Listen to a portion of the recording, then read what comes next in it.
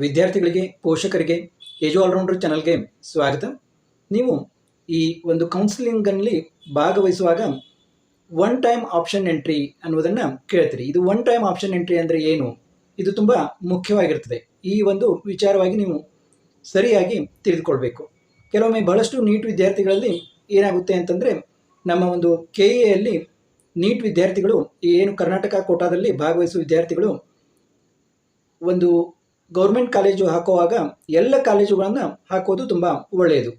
ಕೆಲವೊಮ್ಮೆ ಅವರ ರ್ಯಾಂಕ್ ಚೆನ್ನಾಗಿದ್ದು ಕೂಡ ಅವರು ಕಾಲೇಜುಗಳನ್ನು ಆಪ್ಷನ್ ಎಂಟ್ರಿಯಲ್ಲಿ ಹಾಕದೆ ಹಾಗೆ ಕೆಲವೊಂದು ಗೌರ್ಮೆಂಟ್ ಕಾಲೇಜುಗಳನ್ನು ಹಾಕಿ ಮತ್ತು ನೆಕ್ಸ್ಟ್ ಡೆಂಟಲ್ಲು ಹೀಗೆಲ್ಲ ಹಾಕಿಬಿಡ್ತಾರೆ. ಅವರ ರ್ಯಾಂಕಿಂಗ್ಗೆ ಒಂದು ಗೌರ್ಮೆಂಟ್ ಕಾಲೇಜಲ್ಲಿ MBBS ಸೀಟು ಸಿಗುವುದಿದ್ರೂ ಕೂಡ ಅವರು ಅದನ್ನು ಮಿಸ್ ಮಾಡ್ಕೋತಾರೆ. ಆದ ಕಾರಣ ಆಪ್ಷನ್ ಎಂಟ್ರಿಯಲ್ಲಿ ಯಾವುದೇ ಒಂದು ಇಷ್ಟೇ ಕಾಲೇಜ್ ಹಾಕಬೇಕು ಅಂತ ಏನೂ ಒಂದು ಲಿಮಿಟ್ ಇರೋದಿಲ್ಲ.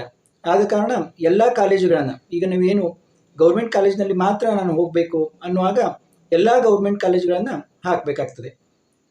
ಮುಖ್ಯವಾಗಿ MBBS ವಿದ್ಯಾರ್ಥಿಗಳು, ಏಕೆಂದರೆ ಪ್ರೈವೇಟ್ನಲ್ಲಿ ಫೀಸ್ ತುಂಬ ಜಾಸ್ತಿ ಇರೋದರಿಂದ ಆ ರೀತಿ ಮಾಡಬೇಕಾಗ್ತದೆ.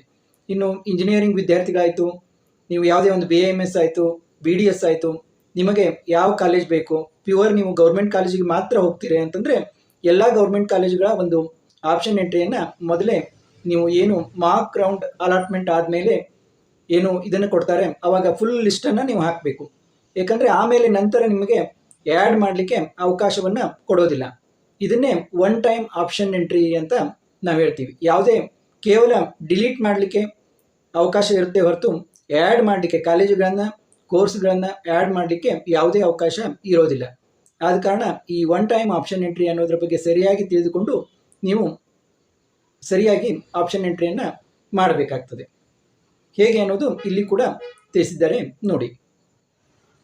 ಒನ್ ಟೈಮ್ ಆಪ್ಷನ್ ಎಂಟ್ರಿ ಅಂದರೆ ಏನು, ಅದರ ಬಗ್ಗೆ ಯಾವ ರೀತಿ ಕೊಟ್ಟಿರ್ತಾರೆ ಅನ್ನೋದನ್ನು ನೋಡೋಣ. Options entered by the candidate for the first round will remain same for the subsequent round of seat allotment. The candidates will not be allowed to enter options again. ಅಂದರೆ ಹೊಸದಾಗಿ ಆಪ್ಷನ್ಗಳನ್ನು ಎಂಟ್ರಿ ಮಾಡುವಂತಿಲ್ಲ. ಅವರು ಏನು ಆಪ್ಷನ್ಗಳನ್ನು ಎಂಟ್ರಿ ಮಾಡಿರ್ತಾರೆ ಅವನ್ನೇ ಮೇಲೆ ಕೆಳಗೆ ಮಾಡಬಹುದು, ಆದರೆ ಹೊಸದಾಗಿ ಕೋರ್ಸ್ ಮತ್ತು ಕಾಲೇಜುಗಳನ್ನು ಎಂಟ್ರಿ ಮಾಡುವ ಹಾಗೆ ಇಲ್ಲ. ನಿಮ್ಮ ಏನು ಒಂದು ಮಾರ್ಕ್ ರೌಂಡ್ ಆದ ನಂತರ ಇನ್ನು ಫಸ್ಟ್ ರೌಂಡ್ಗೆ ಏನು ನೀವು ಆಪ್ಷನ್ ಎಂಟ್ರಿಗಳನ್ನು ಲಿಸ್ಟನ್ನು ಹಾಕಿರ್ತಾರೆ ಅದೇ ಲಿಸ್ಟು ಇರ್ತದೆ. Option entry done before the first round will be the final list of options.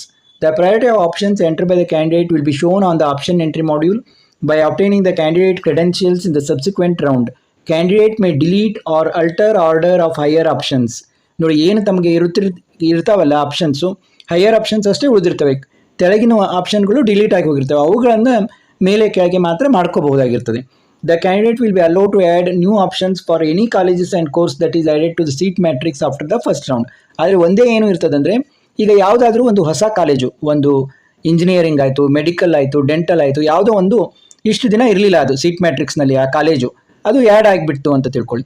ಆ ಒಂದು ಕಾಲೇಜು ಕೋರ್ಸನ್ನು ನೀವು ಆ್ಯಡ್ ಮಾಡಲಿಕ್ಕೆ ಆವಾಗ ನಿಮಗೆ KE ಅವರು ಅವಕಾಶವನ್ನು ಕೊಡ್ತಾರೆ. ಯಾಕಂದರೆ ಅದು ಮೊದಲು ಇರಲಿಲ್ಲ, ಆ ಕಾಲೇಜು ಕೋರ್ಸು ಮೊದಲು ಏನು ಅವರು ಕೊಟ್ಟಿರ್ತಾರಲ್ಲ ಸೀಟ್ ಮ್ಯಾಟ್ರಿಕ್ಸು ಅದರಲ್ಲಿ ಇರಲಿಲ್ಲ. ಆದ ಕಾರಣ ಈಗ ಹೊಸದಾಗಿ ಅದು ಆ್ಯಡ್ ಆಗಿದೆ ಅಂದಾಗ ಅದನ್ನು ಮಾತ್ರ ನೀವು ಆ್ಯಡ್ ಮಾಡಲಿಕ್ಕೆ ಕೊಡ್ತಾರೆ.